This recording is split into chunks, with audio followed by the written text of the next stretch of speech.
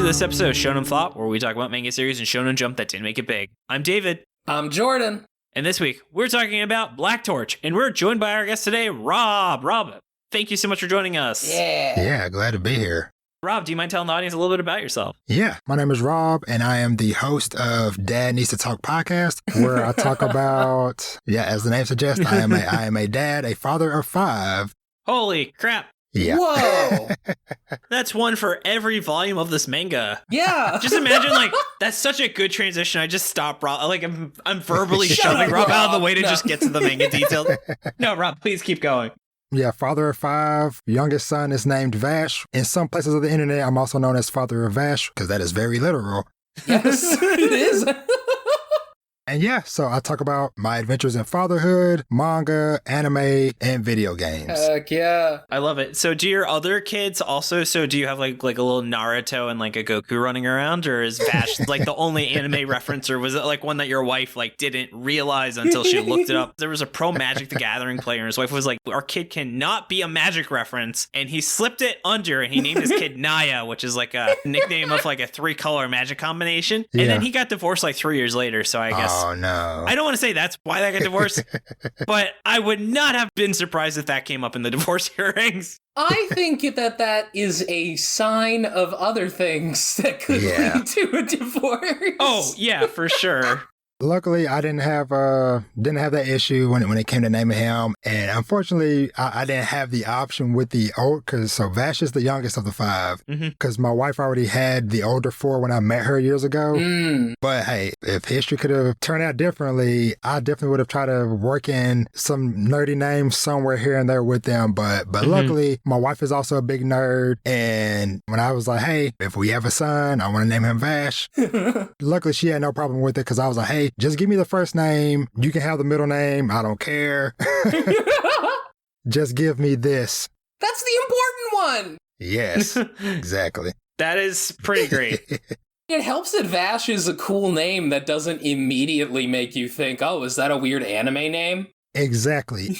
That is the awesome part about it, is because when I'm somewhere or wherever and I mention that I have a kid named that, it's either if you know, you know, or it's, oh, that's a unique name. Yeah. It's really a litmus test to see, if you were an anime watching piece of shit in the late 90s or not. Yes, because I love it. Anytime I have him with me, like if I'm in a comic book store or just like Barnes & Noble, somewhere where I'm buying manga, and he's doing what Vash does, running around. Yep. And I'm like, hey, Vash, come here. And I can't lie, it brings me joy every time I hear somebody, like their ears perk up and like, wait, sorry to bother you. Did you just say Vash? Vash the Stampede is in here? He's got an immense bounty on him. That's like $60 billion double dollars. Everybody quit. Vash the Stampede? I'm like, yes. Yes, it is. Hell yeah. Just make sure he keeps both of his arms, is all I'm saying. Yes. I am all about it. But you know what else I'm all about? Black Torch? Getting into the manga details. Yeah! Let's do it, guys. So, this series was created by Tsuyoshi Takaki, who was known for other works, including Heart Gear, which is ongoing, but is on hiatus, so very Hunter x Hunter inspired. And then he also created the one-shot Freaks and Unreal.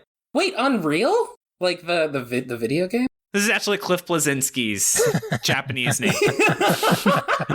Tucker's gonna do a Tucker report. It's like, actually, if you rearrange the katakana, you do get Guy Huge. But his series ran from December 31st, 2016 to July 11th, 2018. So it actually started on my birthday. Oh, yeah. Nice. I brought that up in the chibi, David. Way to steal my dumb joke. I'm still so hurt. I flew to Italy for my birthday, and Border Patrol looked at my passport and they didn't wish me a happy birthday, and I was so fucking disappointed. God damn right? it. I was like, are you kidding me? Just because it's 4 a.m. in the morning, you can't wish me a happy birthday? I feel you. That is something that would upset you a lot. Rachel was like, he didn't wish you a happy birthday. She knew. But as we talked about, this series, the author was actually inspired by the number of kids Rob has, by being 5 volumes and 19 chapters, much like the number of children I have. 19 kids. Yes. Oh. Now, everybody introduce yourselves. David has 19 kids and counting. That cover art would have made no sense. No. Totally fine we did the wild thornberries, because it actually lined up very well that there are 6 wild thornberry characters and there are 6 members of the org. But what's this org I'm talking about? I don't know. Why don't we get into the plot description that I actually wrote? This is a David joint this time. So Jordan, why don't you take it away? All right. Jiro Azuma is just your regular high schooler, gets into fights, has no parents, and of course can talk to animals. Everything's going fine until he runs into Rago, the Black Star of Doom, a type of demon known as a Mononoke that also happens to look like a cat. Rago is an extremely powerful Mononoke that a bunch of different factions are looking for. Jiro tries to protect Rago from a particularly strong Mononoke, but gets impaled because his gimmick of trying to make people attack his coat doesn't work on actually skilled opponents with like powers and stuff like that. I would just like to say, by the way, every single time that Mononoke is written here, it was misspelled. I just want to throw that out so that people are aware of this. I also want to throw out that Jordan didn't write the plot summary, and so I had to do it, so... Yeah. And thank you so much, David. I really do appreciate it. And for the record, I spelled it wrong every time on purpose because Jordan was going to do a cleanup pass on it, and I wanted to make sure he actually did. It's like how rock and roll musicians had that, like, no brown M&M thing. That is specifically Van Halen, but yes. Vash Halen. Oh, I like it.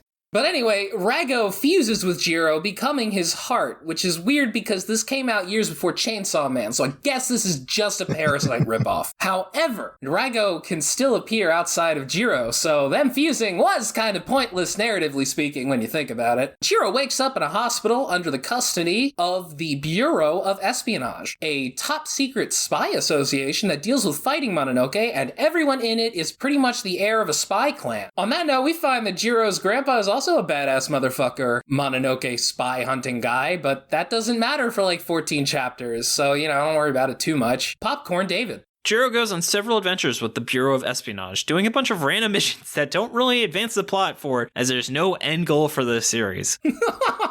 On the way, he makes new allies. You're so brutal in this one. I know.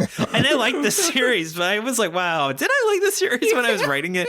On the way, I know. He makes new allies through the Bureau and further grows his powers as someone fused with the Black Star of Doom. Rago eventually I keep wanting to call him Ragu. I do too, yeah. Ragu eventually gets separated by Jiro kinda, as he can still use his powers, and again it's weird they're fused, because Ragu can literally fuck off and it doesn't cause any issues. Jiro goes into the woods where Mononoke live to become more powerful or something and meets a giant titty Mononoke. Oh yeah he does. Which is actually, I think, the only female character in the series that had giant boobs, because the author just straight up said, I'm an ass man.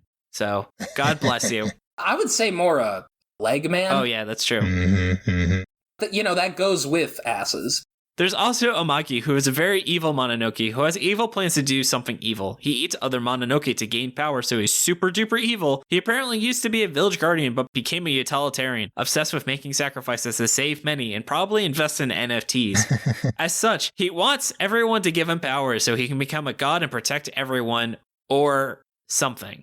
And then he can use that power to gain ownership of a URL. Yes, that have monkeys that all look slightly different. Other Mononokes, but yeah. Yes, slightly different Mononokes. Popcorn Rob. So Jiro eventually comes back out of the woods and now can use his full powers for 15 minutes, as is legally required in Shonen that super forms have a time limit. The entire squad gets together and they decide they're going to attack Amagi's HQ so they can save Rago. Jiro and Amagi have a fight in some Mononoke place thing while giving very cheesy dialogue, which somehow works because in my canon, this is set in the Lethal Weapon universe. Very true. Jiro manages to defeat Amagi with a really badass punch, and after almost dying in a Metroid-style escape from a crumbling fortress, is rescued by his squad. It jumps to 2 days later, and we have a ton of fun character interactions. While they may have defeated the bad guy, the adventure continues. Yes. It ends like that kind of flop. Yeah. I knew you were gonna think that punch was badass, David, because I saw that and I was like, oh my god, this reminds me of the Gurren Lagann ending. Holy shit. Which is a very good anime, and everyone in the Discord agrees with me, right, Jordan? I mean, the people who aren't going to be banned soon definitely all agree with you, I would say. You're right. I'm going to ban everyone on the Discord that's not a patron, wink, who doesn't like her and log on. I support that. It's a good-ass series. It's David's favorite series. And I'll go into the lethal weapon thing and miscellaneous. You can also tell, by the way, I wrote this because Jordan doesn't put a ton of like pop culture references in the description. Yeah. Which character in this is anti-Semitic, though? I think you know. There's a lot of evil people with horns. One of the characters just says banks are controlled by the Mononoke, and he does it Mononoke in finger quotes. Well, there were echoes. There were, like, parentheses around the word Mononoke when he said it. It was very strange. Paraphenticles, actually, is the word to mean describe with multiple parentheses. Oh, thank you. I see. Yes. I see. How do you spell Mononoke again? The Jews control Israel. Anyway, let's go to characters. That's not controversial. That's just a fact. It's not. There was that article that said, do Jews control Israel? That's my favorite conspiracy theory parody article. Yeah, I was going to say that's an Onion article. Yeah, it is. It's great. great. Really good. It's really good. Anyway, yeah. Let's get into talking about the characters. Rob, why don't you lead the charge and talk about the main character himself? Jiro Azuma, who can talk to animals. So Jiro, I liked him. I did too. Yeah. I feel like just like his overall vibe, can talk to animals. Hey, I can dig. I like animals. To just his determination to just want to keep on pushing forward to, help out whoever he can. And I just like him just overall. Yeah. Nothing super spectacular and like super unique about him. But as far as like just like the pantheon of MCs or whatever, I've definitely seen worse. Oh, yeah. I think a common refrain we're going to have in this episode is that, like, we've seen all this before, but it still does it well. Yeah. Like, David noted here that he reminds him of Ichigo from Bleach. I completely agree. Mm-hmm. I think that there is a lot of overlap there, just his general vibe, where it's like he's strong and, like, lackadaisical and kind of, but, and kind of, like, calm and lazy, sort of, but, like, at the same time, yo, man, he cares. Yo, don't fuck with his friends, dude. They also never explain that he can talk to him. That is definitely something that the author was going to explain in volume 10. Yeah, I assume he probably had like Mononoke lineage or something. Yeah, there was that weird thing where it's like, my grandma is a dog. Which I loved, but it was like, wait, what's going on? Oh, yeah, but there's a lot of characters, so let's try and go down the list and then we'll really get into it. So the next character is Ryosuke Shiba. He is the chief of the Bureau of Espionage. He's kind of like the dad. Literally, we drew him as a dad on the cover. He smokes. He doesn't do a lot. He just manages people, which I guess is good. He's the Kakashi / Goto of this group, Yeah. Mm-hmm. He kind of just... vibes. Yeah, he just kind of vibes, but he's also very clearly actually in control, even though he seems like he doesn't give a shit. Can I also say, I'm really impressed he doesn't sexually assault his secretary, because that is like a shonen trope. I'm very glad that didn't happen. Besides the really upfront sexualization of the female characters, the series is not actually that sexist. Yeah. He doesn't hate women, he just leers at them a little, Yeah. And then speaking of, why don't we get into the first female main character? So Jordan, tell us. David, you're forgetting a character. Sorry, you're right. Why don't we get into Mr. Catman Jones, Mr. Not Pasta Man, Ragu? Ragu.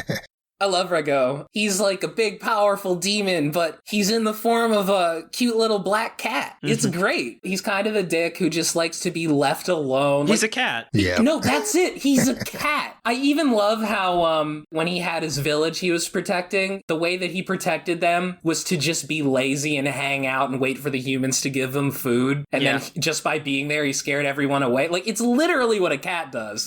Mm-hmm. It's a very accurate portrayal of a cat. Yeah, the author clearly has a cat.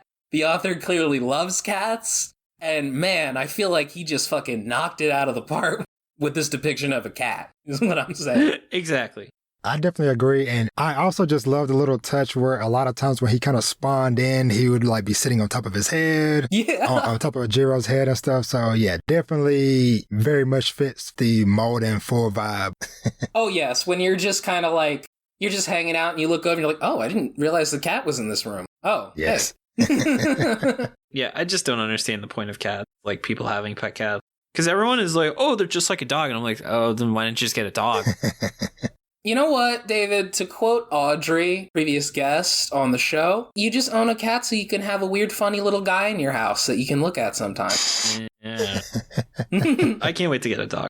Oh, I know, David. David is definitely a dog guy, even though he loves Gomez. I do. How strange. I wonder what Gomez would say if he heard you talking about this right now. I don't know. Probably nothing because he's a cat. And Gomez, despite experimenting, actually is a normal cat and he's incapable of talking. He would make a sad face. You would. It's okay. You would feel bad. You would feel devastated. Yeah. But Rob, do you feel devastated talking about the first main female character, Ichika? No. Overall, in general, I enjoyed her. Yeah. You know, like we kind of hinted at earlier, you know, definitely lots of leg, butt shots. A lot of cheesecake, yeah. Kind of set the tone for sure with her, it was a lot throughout the series versus like some of the other female characters, but aside. Hey! As I was saying, you know?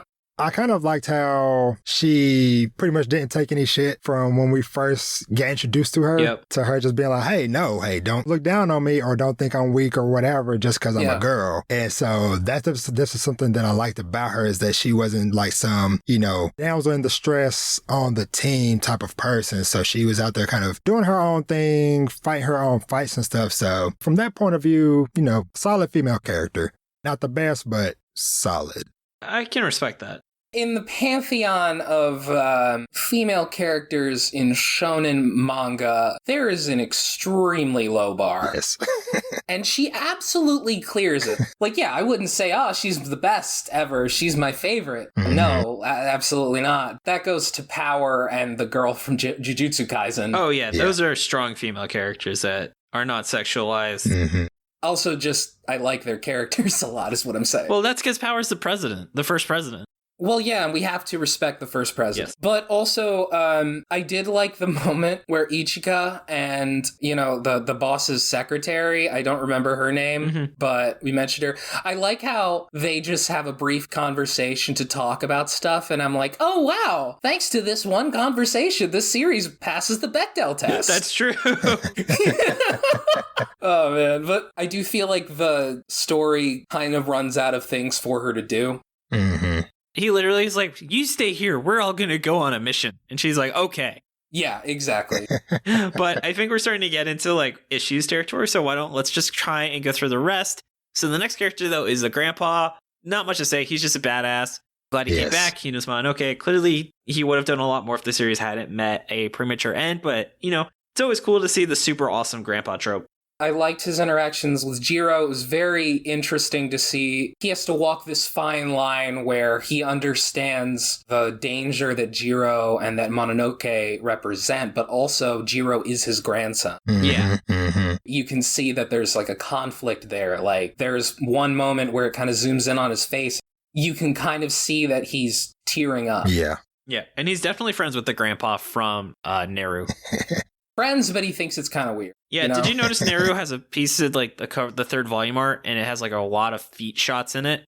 I did not, but I'm not at all shocked to hear that. Like, not in the slightest. Jordan's like, I'm going to go look at that after this. Bookmark save. You know me. All right, let's keep going. Jordan, you're next in line, right? Can you tell us about the other male main character? Yeah, so Reiji Kirihara. Reiji against the machine. You read my mind, David.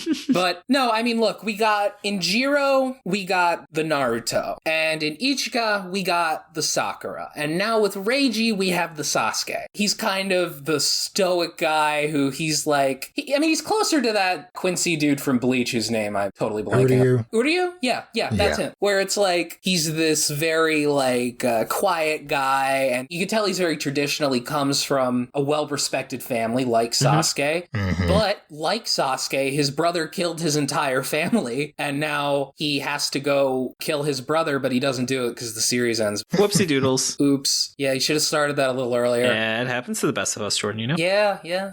Also, he flirts with all the women. And he calls them all cute. Oh, yeah. What an absolute player. Total player. And then, why don't we get into Koga? Yeah. He is very generic bad guy, wants to be the strongest one. Okay. He joins the squad, though, because he's like, man, Amagi, even by my standards, is real fucked up. What I liked about him is that, like, they mentioned that Mononoke are, like, centuries old, and then Amagi just turns to him and he's like, you're just barely 2 decades old. So it's like, oh, so he's actually, like, the age that he looks, unlike every other Mononoke. Okay. Mm-hmm. I also, like, he's supposed to be, like, a foil to Jiro. Like, they're supposed to be very similar in a similar way to Bleach and Grimjaw, I think. Ichigo and Renji is what I think they're actually going for, kind of, where it's like... Yeah, that makes sense. Yeah, we can relate because we're both dumb guys who get really angry about stuff and fight, but, like, we hate each other. But do we really hate each other? Yes, the answer is yes. I don't know. I think there's something there, David. Oh, ho, ho.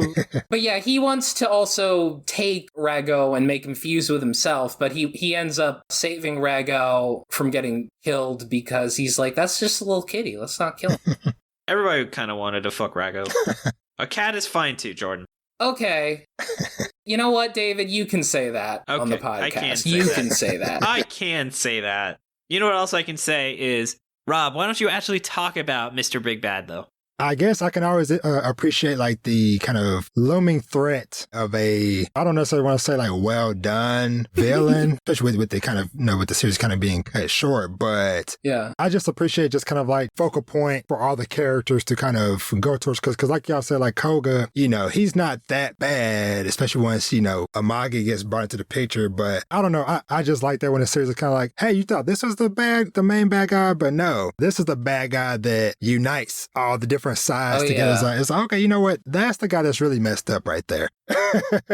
In the words of Zangief, just because you are a bad guy does not mean you are a bad guy. And that's kind of how Koga is. Yeah. Amagi is a bad guy. He's a cannibal. Yes. That's what they bring up all the time. He's a fucking cannibal. Yeah. Yes. Koga doesn't like him because he views him as going against his race, basically. And then there's Fuyu, who is a childlike Mononoke, who actually abides by I might look 14, but I'm actually 1,000 years old bullshit. Has flower power. Yeah. I like her because she represents that Mononoke are not blanket evil. So it was nice that they established here it is possible to have positive relationships, which actually takes us to the other, I would say, protagonistic Mononoke. Oh, yeah. So, Jordan, why don't you finish up this section and tell us about her? Ogre Lord Ibuki. So, like, there's this forest, and you can't go in the forest, or else Ibuki will kill you. But, of course, Jiro goes in the forest due to plot reasons. He fights against who he thinks is Ibuki, but it turns out that was her husband. And what? Ibuki's a hot girl with big boobs? Oh, my God! Can you even imagine? Whoa! Bazoing, boing, boing, boing. But yeah, she's just kind of a hot forest god. Mm-hmm. Her husband is a human who fell in love with her, and she turned him into a Mononoke. They sent Jiro there so that Jiro could meet a fellow Mononoke human hybrid to see, okay, it's not so bad. I could always wind up with a hot girl, with a hot wife with huge boobs. That's good to know. And you know what? I agree. Good for you, Jiro. I don't know how to respond to that. So, why it failed. All right, let's go to that section. Jordan. The big issue with this is just that, like, it's extremely tropey. It does things well, but it does things in a way that we've seen before. Mm-hmm. Also, I would say, like, it seems like things kind of move too fast at the beginning. Yeah. I feel like the status quo kind of changes too much. Like, we didn't even get used to Jiro and Ragu before Ragu was just, like, kind of ripped away. Yeah. It happens very quickly. I'm kind of surprised that the series was canceled, because when that stuff happens so fast that it almost seems like endgame stuff. Mm-hmm. I feel like the series had some very serious pacing issues in that it was monthly, and I don't think this mangaka was very good at writing a monthly series, because he had about a week's worth of ideas. Like, if each chapter was 20 pages, I think he would have literally been in the same spot plot-wise. That might be the case. I don't know. Yeah. Another issue with it is, I mean, there is over-sexualization of the characters. Like, you can't really dance around that. Like, we mentioned Fuyu, a demon who looks like a young girl. I was a little weirded out by how he was drawing her legs, I'm not gonna lie. Yeah. Mm-hmm. Mm-hmm. Again, I've seen way, way worse, but it's still there. So. Yeah. What do you think, Rob? Is there anything that really stood out to you as a negative? Rob's like, this series was flawless. I'm gonna go tuck my kids in and tell me when it's the positive section. Definitely not. I definitely agree that, yeah, stuff was kind of just like zipping around to where it definitely was kind of like, this chapter, we're going to kind of cover this plot point that seems kind of interesting. And then, all right, next chapter, all right, we've moved on to something else that's going on. And it's like, whoa, hold on. Like, Yeah. I don't necessarily want to say like slow down, maybe like expand upon some of the stuff that's going on, some of the, characters that y'all are running into, or just different ideas. Cause it's like y'all both said, it's like there is some solid nuggets sprinkled throughout this thing, but it's just like every time it was like, oh, okay, look, something interesting to maybe grasp onto, it's like ripped away, or maybe like, let's not talk about that anymore. It's like, I was kind of interested in maybe finding out more about that thing, but all right, I guess we're, going over here to fight this other thing or whatever. So, yeah. Wait, I want to see Koga talking to the weird sleepy witch. I want to understand their relationship more. Mm-hmm. Or even just the fact where it's like one chapter previously, we had a moment where characters kind of go into their memories, which was kind of a transparent way to just build up their backstory and stuff. Yeah, and that was just very convenient writing. very transparent. And Reiji has this dream, or his battle is with his brother who killed his family and stuff like that. Mm-hmm. And then like the next chapter, he's already fighting his brother in real life. That was quick. At least it wasn't an exam arc. I will say I actually wound up appreciating it because they expanded on it and we got Shinji, his brother's perspective, as he was forced to get into the robot. Oh, shit. I thought it was actually pretty well done, but for a little while I was like, okay, that's very fast. You can't think of anything else for him to do. Oh, you. Yeah. The biggest issue I have with the series, as I talked about in the character session, there is actually no overarching plot. None of these events really matter because they're not building to anything. Yeah. Yeah. What was the offer intending to happen if this series ran for another 50 chapters? Yeah. I sort of disagree. There wasn't like a main overarching building thing, but there were a lot of threads that were laid out that could have circled back if you had more time. Like, I mean, we mentioned here about things that just don't get resolved. I mean, Reiji's brother. I guess Reiji's brother's just somewhere still. And then Amagi is like, before he dies, he's like, oh, there's way stronger dudes out there that you're going to have to fight, I guess. Like, I know he has to do that for the shonen thing, but it is kind of like, is there a dude stronger than you? Yeah. Because you kind of thought you were going to take over the whole world. Yeah. Like, did you think there were, like, way tougher dudes out there that you had to beat down? I don't know. That would have been kind of cool. Somebody to conquer the universe. Yeah. It could have gone full Gurren Lagann at the end. That's true. He just keeps piloting larger and larger cats. Yeah. He works his way up to like a fucking tiger. Yeah, exactly. Yeah. I also want to point out that sometimes the art, he actually kind of didn't finish the art. It's not terrible, but he clearly stopped at the late stage drawing and he didn't actually ink some of the art. Mm-hmm. Mm-hmm. And I just thought that got really apparent in the last like 2 or 3 chapters where I guess he just didn't care. I don't know if doesn't care is necessarily like the right kind of thing. I mean, he was probably like rushing a lot because he knew he was coming to an end. And, I mean, those end chapters, they're a little bit sketchy, but they do look incredible in a lot of places, Mm-hmm. Oh, the art is always good. It was just he didn't finish inking it. Yeah. And then though, most of these are, for the most part, nitpicks and ultimately don't track from the fun of it. So why don't we go into what it did well? And Rob, our wonderful guest, can tell us really why he didn't have much to say about the negative side. This is just like one of the first things that kind of jumped out to me that the series as well, the female character designs, even though, we talked about like the problems, with the, over sexualization of some characters, but their designs in general, every time a new female character came up, I was like, oh, okay. Either she looks pretty or just like her design, just looks cool. Yeah. Especially in Shonen Jump to where it's like, okay, sometimes we, getting female characters in general is sometimes reaching for the stars. Oh, yeah. But I feel like this series had a good handful, I would say, of female characters where I was like, you know what? I'm interested to find out more about her, what her design is. Because one of them that kind of stuck out to me, or one that I just constantly think about, is the First Division later. That cool scar of her eye? Yeah. Also, David, you're wrong. There are 2 characters with huge boobs. I was just looking at her scar the whole time. Yeah, exactly. Hey, my scar is up here. Yeah. Oh, jeez. That's some implications. The fights in general, I feel like, in some ways, it kind of reminded me of how some of the fight scenes look in like JuJutsu Kaisen. This series reminds me so much of Jujutsu Kaisen. Yeah. We do have to point out, as this series predates Jujutsu Kaisen. It predates Chainsaw Man. Predates a lot. So this is like really interesting to see. Yeah. But that same comparison of like, okay, sometimes it's hard to tell what's really going on in some of these fights.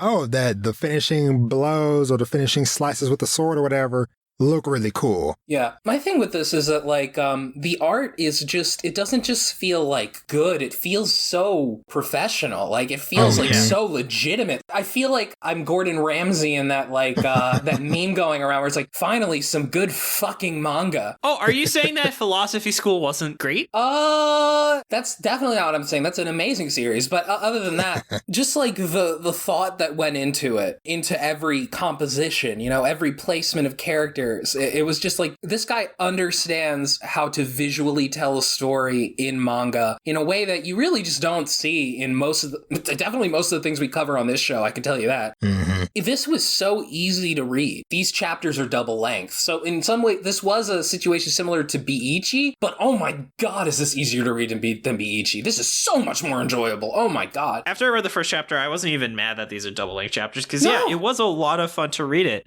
And I also appreciate it wasn't too text heavy. He really knew that the art sold the series, and he really let it breathe, and he knew people wanted really cool fight scenes, and that's what he delivered. Yeah. The way that his fight scenes go, and they're interesting, I don't know if I've seen this in a lot of manga, but it's like they'll have the characters fight and it'll be from the same angle from multiple panels, but the characters will move, so you can get like a very good idea about what exactly is happening right now in this fight scene. And I think it goes a long way towards like making them feel more cinematic. The series feels like cinematic. Like you could absolutely adapt this into an OVA, like a good OVA, like no problem. Oh, yeah. Just have Guy next. Well, yeah. And I appreciate, though, that the series actually introduces the characters at somewhat a reasonable pace, where you never really meet more than maybe one or two characters in a chapter. Yeah. The good Mononoke doesn't show up for a while. The introductions get split, so it's not like you meet 6 characters in the second chapter and stuff like that. So that really helped keep track. While we talked about a lot of characters, he did a good job of making it feel like these characters actually mattered. Yes. I didn't even feel like there were that many characters. Of the way that it's focused, you're never focusing on like all of them at the exact same time. Yeah. You have like periods of time in between them. For all the things that we mentioned about pacing, there are some aspects of pacing that this guy's really good at. Like, I remember in the second chapter, I was like, okay, this is a little too much text. There's a little too much talking. I'm starting to get a little bored. Boom, fight scene. Also, this series is funny. Yes. We haven't even talked about that at all. I legitimately consider the series a comedy. Yeah. He makes a lot of jokes with the humor, I agree. Because also the tone of the series isn't that serious most of the time, so the humor doesn't feel out of place, which is nice. It's a lot like what JJK and CSM do, like horrible things happen. I mean, you have Mononoke ripping human heads off and leaving piles of decapitated just heads like around Tokyo to terrify humans. Yeah. But then you have like a funny scene where Jiro is really angry at a cat, Yeah. And he's like threatening that he's going to eat a snake. It's very much like comic relief, you contrast. You're like, okay, that was kind of heavy. Let's take a break here. Let's just hang out and laugh a bit before I, kill a ton more people, Though I would say that Chainsaw Man's humor is more in the bewilderment of placement in it. It's not like he has horror time, comedy time. It's horror time, comedy, horror time. Yeah. Like the Kobeni burger scene was still completely horrific, but it was just funny compared to what had just happened, rather than this series just has MCU-style jokes in it. There's like a manic energy to Chainsaw Man and Fujimoto in general, which is just very difficult to replicate, He uses a decapitated mascot head as the punchline to a joke. Yeah. Which the series does never ever gets close to that. But anyway, now that we're talking about Chainsaw Man again. Why don't we get into where it could have gone? Okay. I'll lead this one and say, this is kind of the bread and butter, blah, blah, blah. I really would have liked to have seen a larger world. Clearly, humans and Mononoke have a good relationship, which is great. but you don't see a lot of it. And there's really only one Mononoke that's clearly working with the humans. And it seems like there would have been a lot more based on this. Yeah. And also, we brought it up earlier, but why can he talk to animals? We gotta know this, and this absolutely would have been expanded upon if the series kept going. You know, like he mentions that his grandpa had a dog, and since he could talk to animals, he talked to the dog, and the dog was like a grandmother to him. I was kind of thinking, is like the dog actually his grandmother? Because they show like a flashback to his grandpa's time in the service, and he has that dog. His dog is there, and the dog is wearing armor. So who knows? It raised a lot of questions that the series ended before it could answer. Yeah.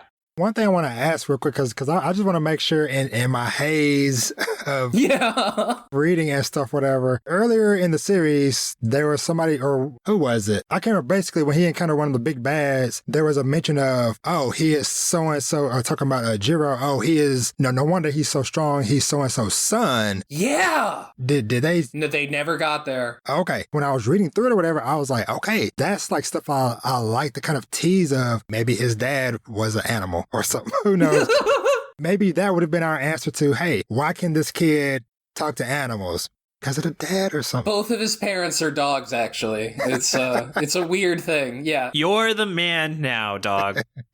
You're the dog now, man. Speaking of, this series should have been sponsored by Men's Warehouse because of all the jackets that got destroyed in it. Yeah.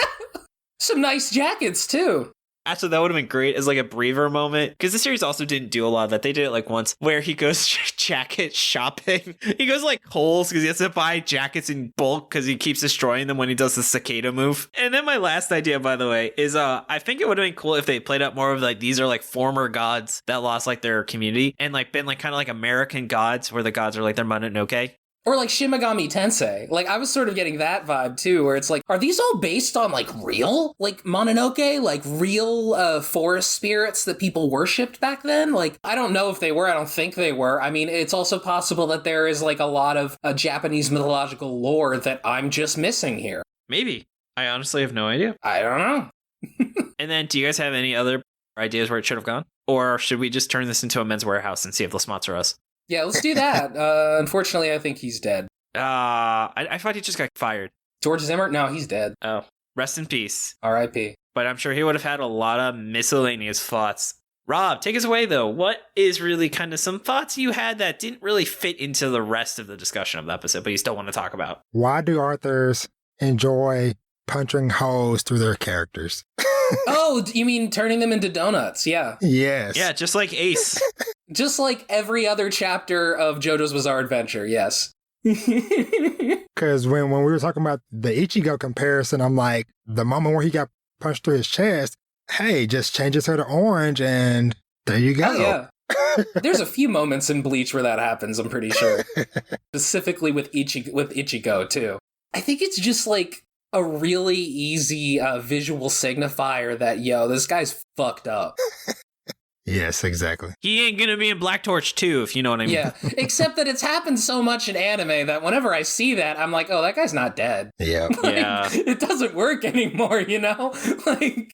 Speaking of that JuJutsu Kaisen comparison. Oh, yeah.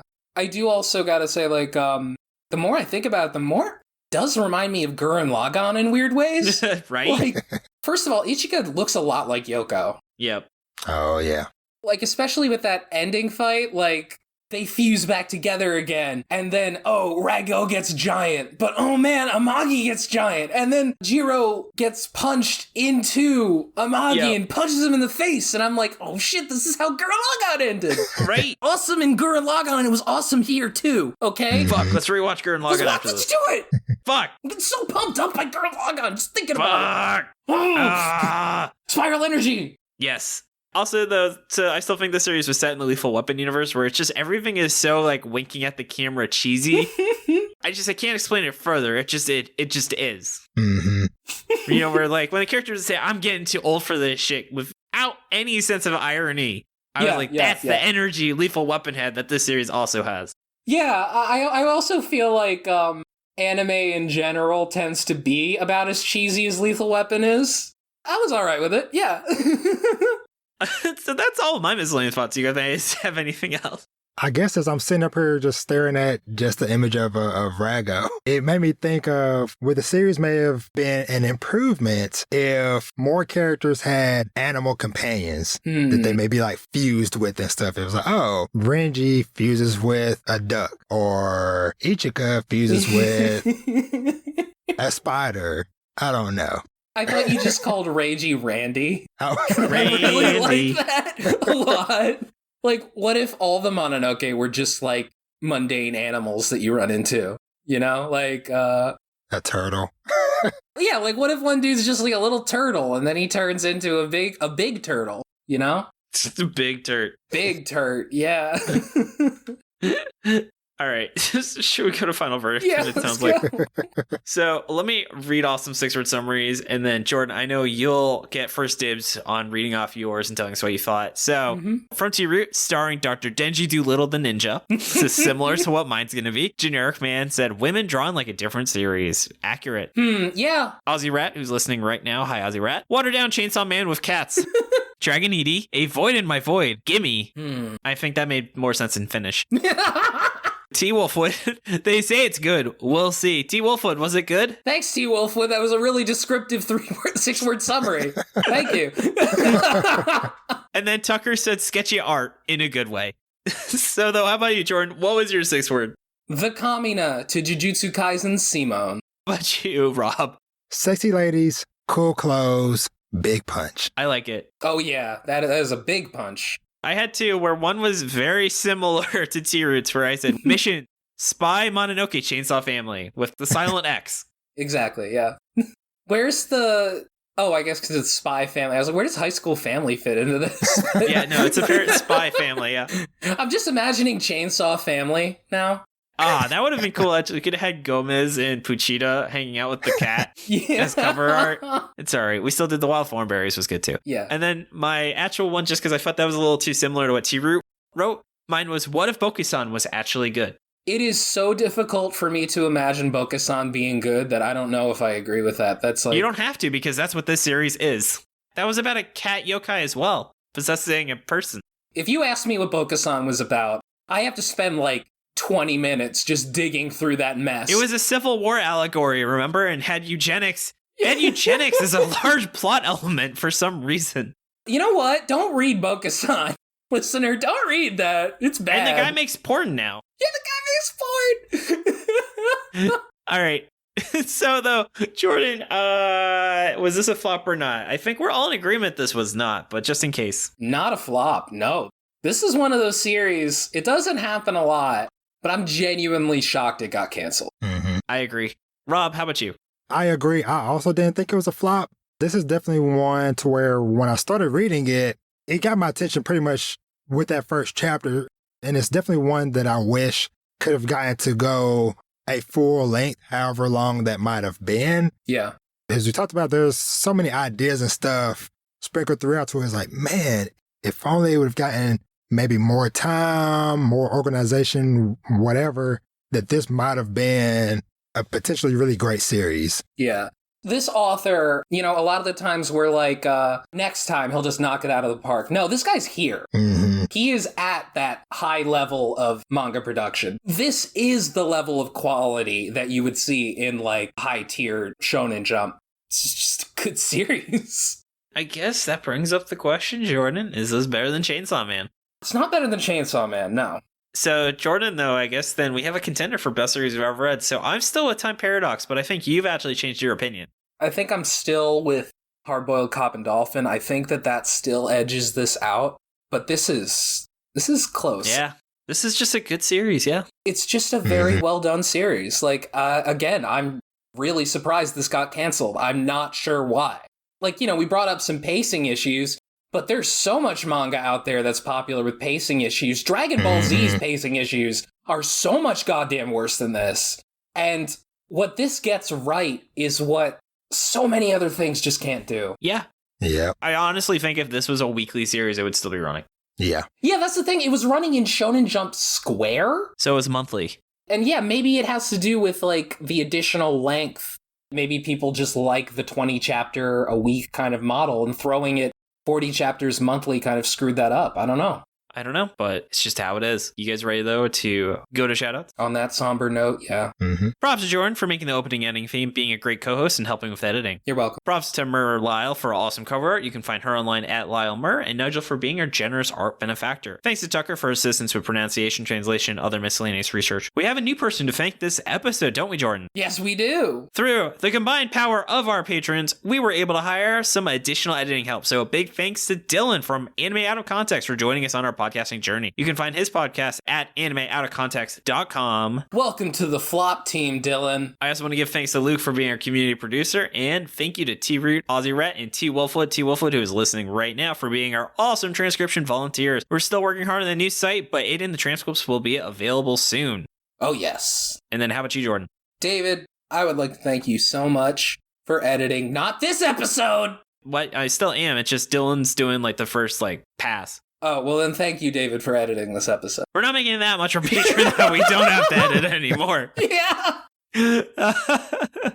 And you can find us on Twitter. However, listener, if you would like to contribute, then maybe soon we will. Yeah. I'm still excited for that $2,000 we'll make an anime opening goal. Yeah. Oh, we're gonna get there. We'll get it. And you can find us on Twitter at Shonen Flopcast and our website, shonenflop.com. We're also on Spotify, iTunes, YouTube, or wherever else you get your podcast. And Spotify now has podcast reviews. If you've been enjoying the show, we'd appreciate if you took 30 seconds to give us 5 stars. If you already have, you're the best, and I love you very much, and you're definitely invited to my dog's birthday party. And be sure to join the Shonen Flop Discord. Come hang out with us and talk about anime, games, or whatever else is on your mind. We have a book club and do regular movie nights. We actually, our most recent one, it's already passed. We read Weeaboo and actually had the creator of the series in on book club. That was super rad, but it's not too late to join us when we watch The Thing. So that'll be a really fun movie night. Oh yeah, we are watching John Carpenter's The Thing. For a second, yes. I was like, yeah, we're going to watch The Thing. And I'm like, which thing? Yes, that thing. That thing. I see, that thing. You can find a link to it in our show notes. And if you've been enjoying the podcast and want to help us keep going, consider subscribing to our Patreon. We have a ton of awesome perks ranging from exclusive mini episodes, deleted scenes, and you can even help us pick what series we're going to cover next. Find it at patreon.com/shonenflop. I also want to give a shout out to some of our patrons. First of all, I want to give a shout out to our Chainsaw Man patrons. This episode was actually brought to you by Pterodactyl Ghost, who used their awesome power as a patron for us to cover this series. Thank you so much, Pterodactyl Ghost. This was a good series to read. Thank you. Yes. And then I want to give a shout out to our King of the Forest, Albie, Gabe Lando. Is your name Winter? Because I'll be coming soon. Hey! Mark, Matt Solovich, Marty, Overrated Apple, Scarlet Mirrodom, T, our latest patron and newest King of the Forest. I guess I was redundant. The BB King, BB the, got it in one take. Oh, and that's the last one. Sorry. Your name will be stricken from the record because you are not a King of the Forest. And only us and Dylan will ever know that I've made that mistake. Get fucked. Actually, Dylan, just censor his name. Okay, those people are absolutely fantastic. But if you're not ready for a regular commitment, consider buying some merch. We have a ton of awesome designs, including the much requested Gomez Moon and Mashal Punching Harry Potter shirts. Along with the cover art of this episode, and a portion of the proceeds go back to the original artist to boot. But enough about us. Rob has been sitting here very patient, unless he went off to tuck his kids in like we talked about. Probably was a good time for that. Rob, if you're still with us, please tell the audience all about all those amazing things that you do. Yes, so yeah, I am still here. The kids have not invaded my recording space yet, but they're probably knocking at the door. You can find me everywhere at Dad Needs to Talk. So you can go to dadneedstotalk.com. That is the central hub for everything that I do. So you can find my podcast on all streaming services, wherever podcasts can be found. You can also find my YouTube channel, same name, Dad Needs to Talk. Go there, subscribe, follow me, all that good stuff. If you want to hear about the wacky adventures I go on with my kids, what crazy manga I've come across, anime I'm watching, or video games I'm playing. So if any of that sounds good, check me out at Dad Needs to Talk. I know I'm going to be checking that out. Oh, yeah. Thank you so much for joining us. This has been David. This has been Jordan. And this has been Rob. And you've been listening to Shonen Flop. Keep on flopping flops. Yeah. Yeah. Yeah. Bye. Bye.